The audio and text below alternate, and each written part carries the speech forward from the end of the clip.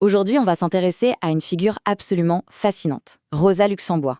C'est une penseuse révolutionnaire dont toute la vie et toutes les idées tournent vraiment autour d'un engagement féroce pour la liberté. Et cette citation, elle est percutante parce qu'elle résume tout. C'est l'essence même de son combat, une défense acharnée de la liberté de penser. C'est un principe qui va la guider vraiment toute sa vie. Alors, notre histoire, elle commence en Pologne. C'est là que les origines de Rosa Luxembourg vont forger sa conscience politique. Et on va la suivre, pas à pas, jusqu'à ce qu'elle devienne une voix incontournable du socialisme en Europe. Alors, qui était-elle? Rosa Luxembourg naît dans une famille juive plutôt aisée en Pologne, un territoire qui à l'époque est sous domination russe. Et très jeune, elle va être confrontée à la discrimination. On pense notamment aux quotas pour les juifs au lycée, ou encore à un pogrom à Varsovie qui va la marquer profondément. Elle a une soif de savoir immense et un engagement politique qui arrive très tôt. Du coup, elle part étudier à Zurich, qui était un peu un refuge pour les révolutionnaires en exil, et là-bas, elle va accomplir quelque chose de remarquable pour l'époque. Elle devient l'une des toutes premières femmes au monde à obtenir un doctorat en économie politique. Son déménagement en Allemagne en 1898 n'a rien d'un hasard. C'est une décision purement stratégique. Elle va à Berlin parce que c'est là que ça se passe. C'est le cœur battant du mouvement ouvrier en Europe. Et c'est là que se trouve le SPD, le parti socialiste le plus puissant du continent. C'est sur cette scène qu'elle va livrer ses plus grandes batailles intellectuelles. Et justement, c'est en Allemagne qu'elle va se retrouver au beau milieu d'une controverse qui va non seulement définir sa carrière, mais aussi la consacrer comme une théoricienne de tout premier plan. Au sein même de son parti, le SPD, deux visions s'affrontent. C'est un vrai choc. D'un côté, on a Eduard Bernstein. Lui, il est pour la voie réformiste. On change le capitalisme de l'intérieur, progressivement, avec des réformes en passant par les élections. Et de l'autre, Rosa Luxembourg. Pour elle, c'est une illusion totale. Dans son ouvrage majeur, Réforme sociale ou Révolution, elle soutient que le capitalisme est rongé de l'intérieur par ses propres contradictions. Il va forcément s'effondrer. Alors essayer de l'améliorer et de le réparer, pour elle, c'est simplement renoncer au but final, une société vraiment nouvelle. Et ce débat, ce n'est pas juste une petite querelle entre intellectuels. En démontant les thèses de Bernstein, avec une logique implacable, Rosa Luxembourg se forge une réputation en béton. Elle devient la figure de proue de la gauche du parti, admirée pour son intelligence, oui, mais aussi pour son refus de faire le moindre compromis sur les principes révolutionnaires. Ces principes, justement, ils vont être mis à rude épreuve par les deux plus grands chocs du début du XXe siècle, la Première Guerre mondiale et la Révolution. 1914, la Première Guerre mondiale éclate. Et là, c'est le choc. Son propre parti, le SPD, vote les crédits de guerre. Il rallie l'Union nationale. Pour elle, c'est une trahison absolue de l'internationalisme, de ce principe qui dit que les travailleurs de tous les pays sont frères. Son opposition frontale lui vaut la prison. Mais même depuis sa cellule, elle continue le combat. Elle cofonde la Ligue spartakiste, elle écrit des textes enflammés contre la guerre.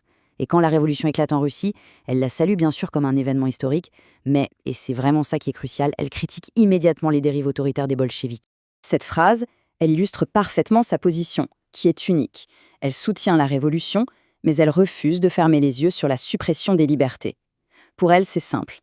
Un socialisme sans démocratie, ce n'est pas du socialisme. C'est juste une autre forme de dictature. La dictature d'une petite élite aimant le pouvoir du peuple. Et cette intransigeance sur la question de la démocratie, ça nous amène directement aux dernières semaines de sa vie. Une période de chaos total, tragique, au cœur de la révolution allemande. On est en janvier 1919. L'Allemagne est en pleine ébullition. À Berlin, les plus radicaux de la gauche, y compris ses camarades spartakistes, décident de passer à l'action.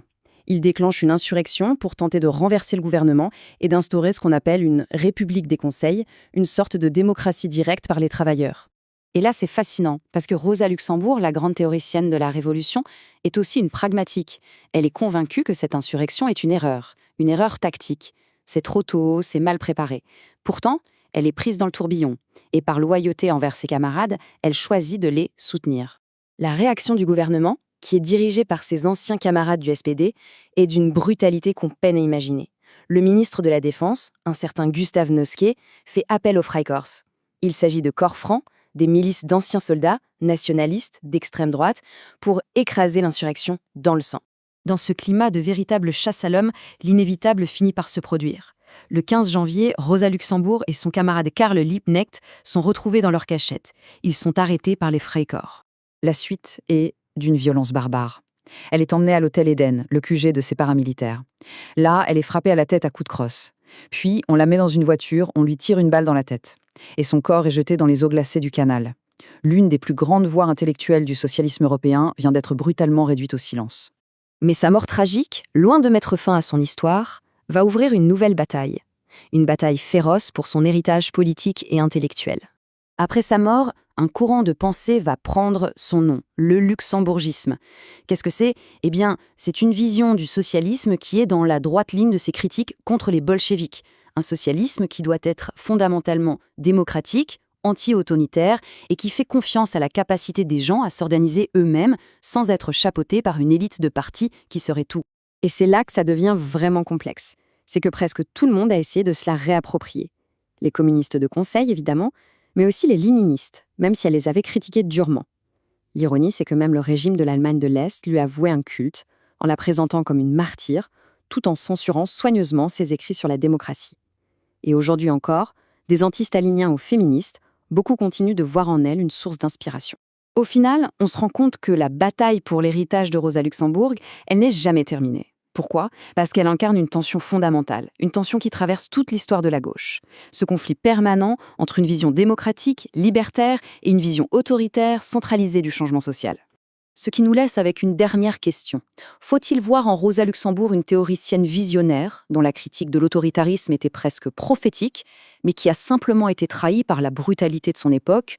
Ou, au contraire, était-elle une idéaliste, incroyablement courageuse, certes, mais dont la foi en une révolution spontanée et démocratique était une utopie tragique, vouée à se faire écraser par des forces bien plus organisées et impitoyables? La question, évidemment, reste ouverte.